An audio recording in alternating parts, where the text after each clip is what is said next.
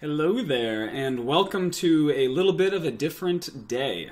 Today I want to talk about something a little more serious, and that is our entire society. The whole system that's set up.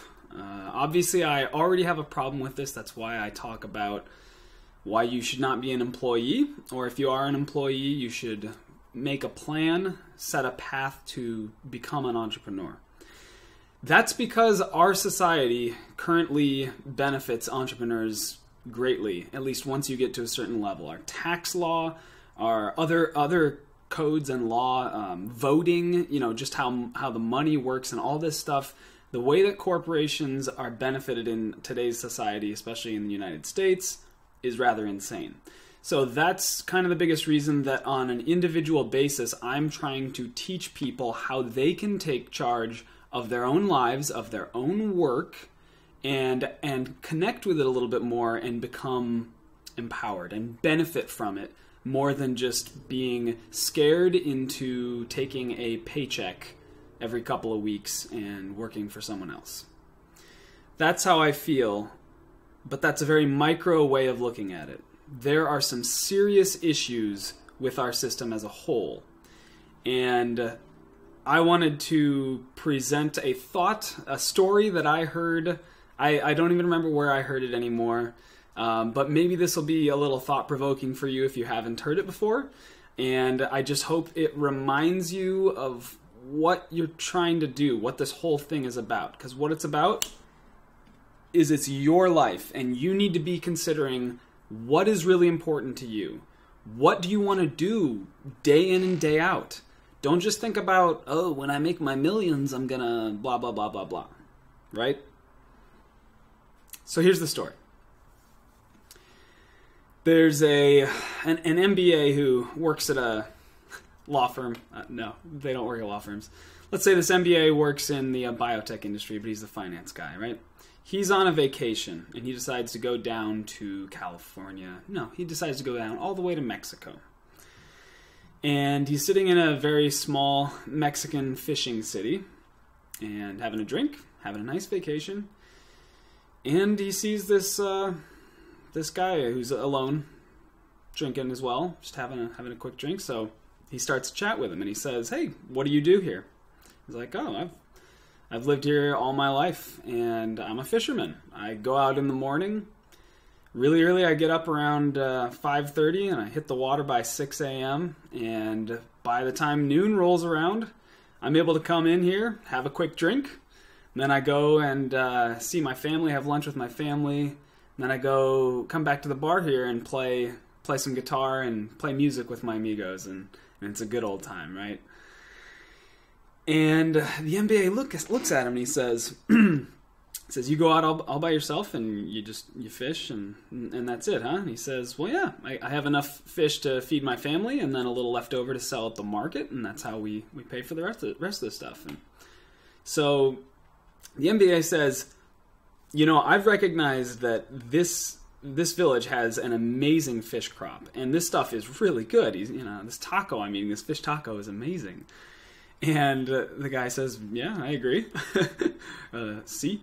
So the MBA says, "There's a great business opportunity here. You sound like you know what you're doing with this fishing thing, so I'm going to tell you how you could turn this into something really big." And the guy, he's friendly and he's curious, so he says, "Okay, what do you got?" And the MBA starts in. He says, "Well, the first thing you can do is, I know there's other fishermen in the area, and maybe they don't like having to pay their own stuff on their boat and all this stuff. So you can go out and you can find another boat, get another captain to do the work for you, and then you can find a way to gain a profit margin off of that initial expansion from your business." And the guy says, "Okay, that's cool. Then what?" And the guy says, "Well, you could probably do this up until about 5 or 6 captains, 5 or 6 boats before you need to take any further steps. And each of these, we could find a way to make it profit for you, and you could buy more stuff, right? You could feed your family, pay your rent, and start getting some cool toys." And the guy says, "Okay, then what would we do?" He says, well, at that point, in theory, you could be pretty much sustaining this entire village. So, town, whatever I said earlier. So, if you want to go further than that, we're going to have to consider hiring people and getting your own factory to start doing some cleaning and packaging. But then we could consider what is, what is going to work for the surrounding areas, the surrounding towns. What do they want to buy? What are the right prices? How do we do this in a profitable way? And we could grow your business into an actual shipping and delivery outside of your initial town. Like that, at that point, you're really going to start making some serious money. The guy says, "Okay, that's great. Then what? What's the next step?" And he says, "Well, at that point, we're going to have enough feedback from the market that we're going to know how the markets respond to this product, this fish, and we're going to be able to target globally the right areas and the right prices to sell your fish. We can find a way to sell them at a premium price, so the shipping and packaging, all that stuff is just." A little bit of overhead, and we can turn this into a global organization. At that point, we're going to have multiple factories all over the place, shipping. It's going to be a huge operation, and it's going to feed a lot of people. The guy says, "That's great. Feeding people is great. I'm sure they currently get fish elsewhere, but that sounds great." But then what do I do? What's after that? We're already global. And the MBA looks at him and he says, well, at that point, you're going to be so rich. I mean, you can retire and you can do whatever you want. And the fisherman looks at him and he says, so I would have time to have lunch with my family and get to the bar around noon and play music with my amigos, is what you're saying. And the MBA just kind of looked at him, and he didn't really know what to say, right? So the whole point of this story is that this guy was already living the life that he wanted. He wasn't waiting until he was 60 to retire to do the things that he really wanted to get out of life. He was doing them now. And I so want to encourage you to take this to heart.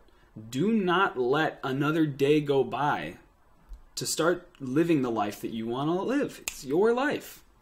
And if today you have to go in and work for somebody that you don't really enjoy the job, or you don't really enjoy the work itself, but you have to pay the bills, I get that. I've been there.